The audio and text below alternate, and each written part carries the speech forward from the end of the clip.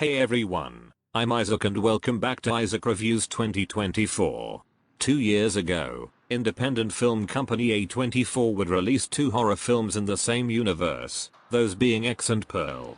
Both of them went on to become some of the most critically successful horror films of the year, so it was only a matter of time before director Ty West would return to finish what he started, and sure enough, now he's back with the final installment in this saga, Maxxxine.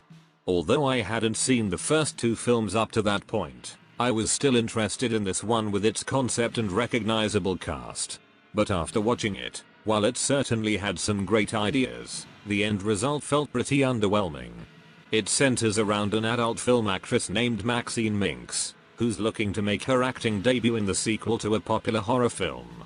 But when a mysterious serial killer starts making the rounds in Hollywood, the trail of blood left behind threatens to reveal Maxxine's dark past.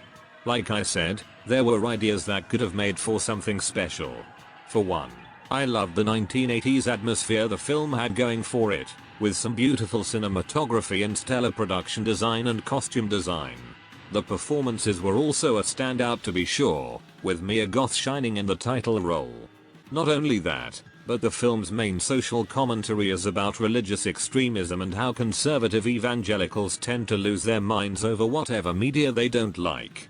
And while it mainly focuses on the satanic panic of the 1980s, I think it's interesting how they decided to mention this because even to this day, we still have these ridiculous moral panics going on.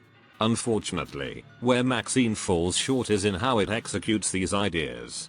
Despite its short runtime, the pacing for a lot of the film is pretty boring, and the murder mystery feels rather uninteresting for the bulk of the runtime. And despite the great performance, Maxxxine herself doesn't feel like an interesting or compelling main character. Also, while I won't go into spoilers, the ending was way too over the top and dramatic for me to take it seriously whatsoever. It may have finally been able to get my attention after how boring a lot of the film was, but that doesn't mean it was good either.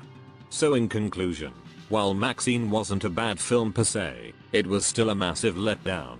It may have had some good ideas and great production values, but all of that was squandered on the underbaked writing and monotonous pacing.